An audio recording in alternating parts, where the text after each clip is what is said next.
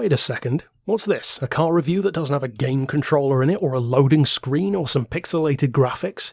Well, no, this is something pretty different here on the channel. In fact, this is officially the first ever real-world car review that I've done, and what a vehicle to debut with. And speaking of that vehicle, I want to give a huge shout out and thank you to Westerly BMW. It's a dealership group. I've linked to their website in particular where I picked up this car. They gave me the use of it for a day to check it out, really get my thoughts out there as far as how this car feels on the street, and also to have enough time to really think about it, to experience it, and to get all of the necessary footage, of course, for the review. Now, the purpose of these reviews is going to be considerably different to what I do when I review a car in a game, because of course in a game it's not as realistic. I mean, it's not real life, so by definition, but it goes deeper than that, because when we talk about a car in the game, you talk about how fun it is, you talk about how fast it is, the kind of lap times it can do, the kind of value for money it has, because a lot of those things do still apply even in a game.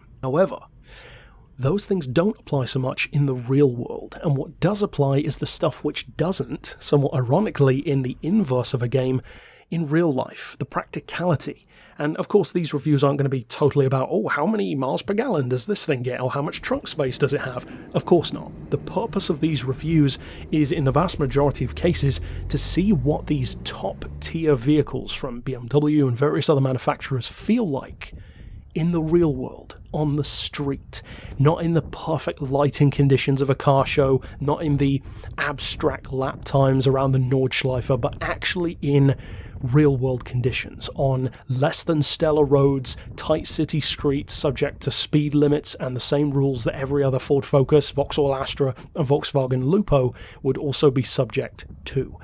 Because it's all well and good having some 800 horsepower hypercar, but if you can't even turn a corner because it's 7 feet wide, or tear the chin splitter off as soon as you try and go through a drive-through, it's not much use. And it's not even about whether or not you can afford to fix it. It's purely the inconvenience. So how does this car feel in the real world? Well, as I said, I had a considerable amount of time to experience the i8, to get an all-round view of what it can do, the kind of kit that it has, and the first thing that strikes you about the car is definitely the style. And this is something which you simply cannot experience from a review or from a game.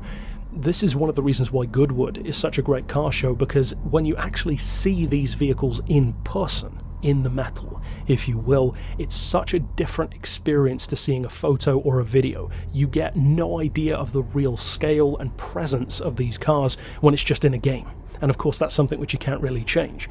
In real life, I've got to say this car is amazing to look at. The presence, the fact that it's big by general sports car or even city car standards, but relatively compact by supercar standards actually.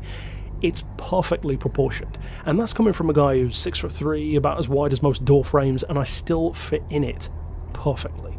Now, I will say the only caveat to that is that for bigger guys like myself, if you are actually looking to get one of these, I would probably recommend the Roadster that I was driving here rather than the Coupe, because for one thing, I always prefer the open-top versions of exotics anyway. I think they look better, but in particular, it's the headroom that will often be an issue, and in a Roadster, it simply isn't. Now, of course, if you put the roof up, it could be, but on a day like this, which was great for filming, great for driving, it was perfect.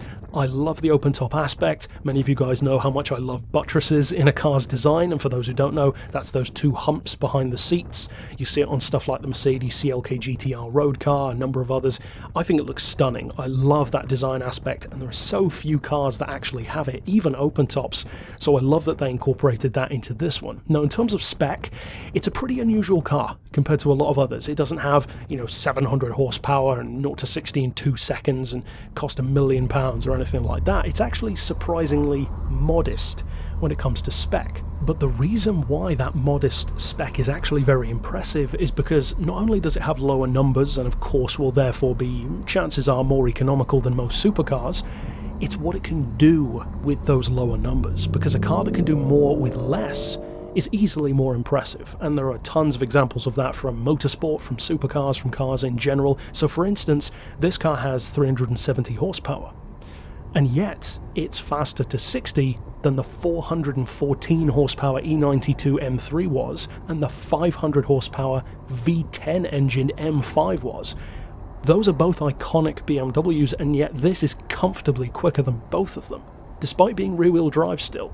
Now, that 370 horsepower is definitely complemented by 420 pound-feet of torque. And that is what does most of the lower end stuff for you. For instance, when I was driving this car through city streets in particular and small twisty town roads, it was predominantly in electric mode, full electric. Now you're looking at about 30 to 35 miles of range in its peak efficiency.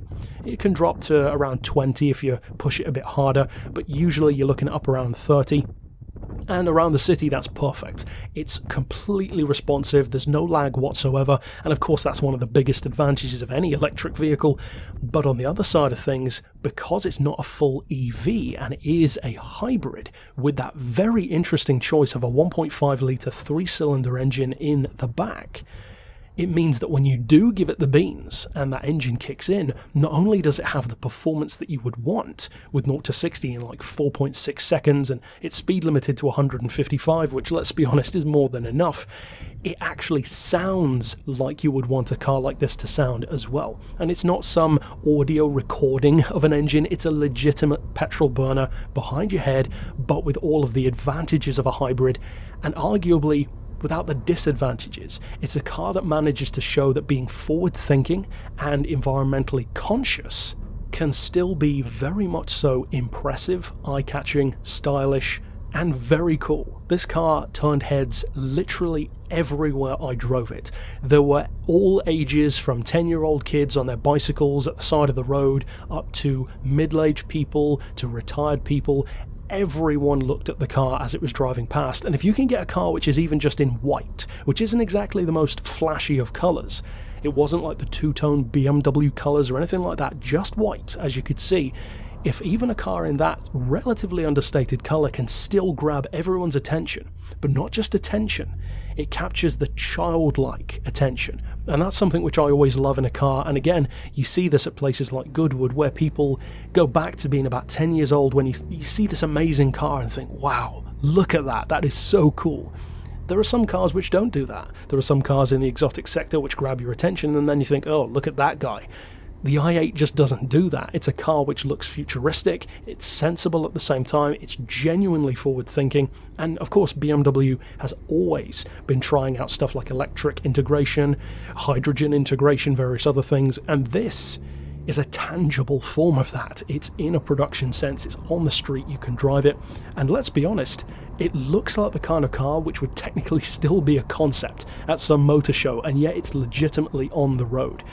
That alone gives me a ton of love for the car, because most cars that go from concept to the street will more often than not lose a lot of that flair. And although sometimes, of course, that can't be helped, I think BMW did an excellent job, a genuinely excellent job of having all of that kind of flair and style and imagination capturing that a concept car would have, and actually getting it to the street. That happens so rarely that it really does need to be appreciated. The kind of performance that it gives you, combined with the fact that you can run 35 miles to the gallon, combined with the fact that for a guy who's 6'3" and not exactly small, I still fit in the car perfectly. It's spacious, the legroom, the width room, headroom perhaps not so much on the Coupe, but I can't say for certain because I haven't driven that one, but in all general senses that you would want from a Roadster, there's more than enough room. It felt fantastic to drive, it's smooth, there's no roll through corners whatsoever, and it's practical. It's genuinely practical. It's not the kind of car where you put up with city life just to get it that one day of the year out onto the track to really enjoy it.